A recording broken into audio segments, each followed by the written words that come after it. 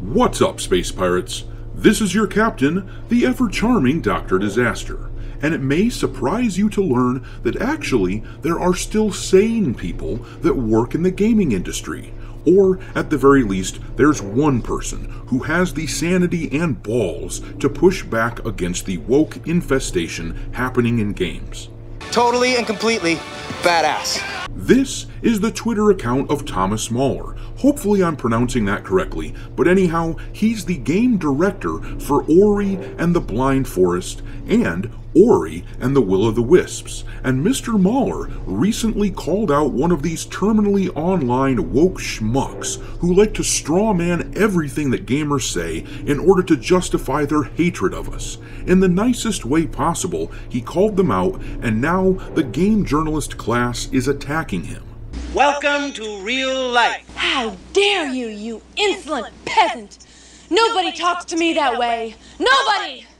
Nobody! I think these journalist types are getting especially pissy because they can see that their stranglehold over the industry and the narrative surrounding it are crumbling, just as the industry itself has been sustaining massive casualties. They are desperate to cling to power and relevance, so lashing out is natural, as guys like Thomas Mahler and the CEO of Saber Interactive, who also publicly called out the woke crap in the industry just a few weeks ago, it's predictable that they'd want to lash out at people like this who are challenging their authority.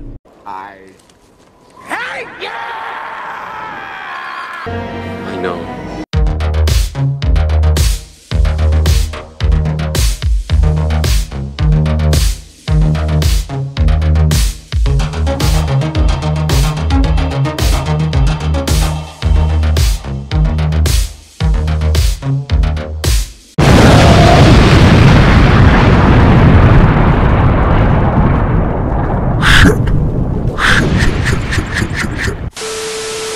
Alright, me hearties, make sure you like this video and subscribe to the channel if you haven't already, and also, don't forget to follow me on Twitter, where I keep a list of games lousy with wokeness pinned to the account at all times for your reference. My handle over there is Dr. Disaster 1. But let's talk about this drama that's been taking place between game journalist types who want the industry to stay just the way it is, but somehow are still lamenting the fact that the game industry is losing money left and right. But anyway, the drama between them and this Thomas Mahler person. It started a few months ago when this person here tweeted saying, "Hey now folks, I'm Ray. I work in the gaming industry. I worked on various software and hardware for Xbox. I now work as an independent media producer." And underneath, you can see that this person featured an image of Ori and the Will o' the Wisps. This post was fairly innocuous and didn't amount to much until this same person went on a Twitter rampage the other day against gamers. She wrote, "DEI consulting companies don't bully studios into changing creative direction. They act as resources to help creatives portray a lived experience. The Northman is an example of this." So in other words, this thread is her trying desperately to justify the existence of Sweet Baby, which tells us that quite clearly we are having an effect. I mean, why go into this little tirade if we aren't having an effect? But anyhow, she continued, "Games aren't falling apart due to some conspiracy. They're falling apart due to insanely high interest rates and poor investment decisions. We're also in a recession." Yeah, a couple of points here. Yes, these game companies make poor investment decisions, like deciding to add woke shit to their games instead of making something fun. Investing in Sweet Baby and other consultancies like them is a bad investment, so fundamentally we agree. But also, I just love the recession excuse. Only when it is convenient will these people acknowledge that we are in a recession. Politically speaking, they have avoided that term for the past few years, but they will acknowledge it at times. But, continuing on, she starts whining about mental health. We're going to skip past this part of the thread because I have no time for such whiny fragility, but she wrote, "Nobody is coming to save you. No incels are going to band together to create an immaculately gate-kept industry for you. The existential dread you grapple with has everything to do with the fact that you weren't loved enough, and that most people find you insufferable." Yeah, right back at you, lady. But anyhow, no matter how much muscle mass you grind out at the gym, people will still find you obnoxious and repulsive because you never learned how to listen to other folks' lived experiences. The idea of freedom and independence has been sold to you so that you don't feel any internal responsibility to care for or feel interconnected to others within your community. Let me just interject here now and say that this is simply someone who does not understand dudes. You see, most gamers are guys. Obviously, there are female gamers, but the vast majority are men, and men and women are not raised the same way. Girls are protected. Men are not. You can argue all you want, but that's just the simple truth. Screeching and reeing like a bunch of harpies will not change the fact. And we, as dudes, do value freedom and independence, because those are the only tools for us to navigate a world that really doesn't give a shit if we fail. And I'm not complaining, mind you. This is just the way of the world. Men must produce value if they want to survive. Women have value inherently. And this person, does not understand that. And that's why she has the gall to attack the notion of freedom and independence. And by the way, she sounds like an absolute psycho to me. But anyway, that's when Thomas Mahler stepped in. He said, "I'm the director behind both Ori games, and I don't know who you are and how you were affiliated with Ori." And then she replied, "I worked with Xbox User Research. I was the URA for Global Publishing during 2018-2020. Nice to meet you." He then replied, "That could explain it. I didn't want to cause you any trouble. I just saw you posting that you worked on Ori, and I had no idea who you are. Since you're calling people names online, I thought it was important to inform people that you never actually worked for Moon Studios, and that you didn't ever directly engage with anyone at Moon. Always be nice to people, Ray, even those you disagree with." Naturally, Alyssa Mercanti got pissed and called Thomas Mahler a dickhead.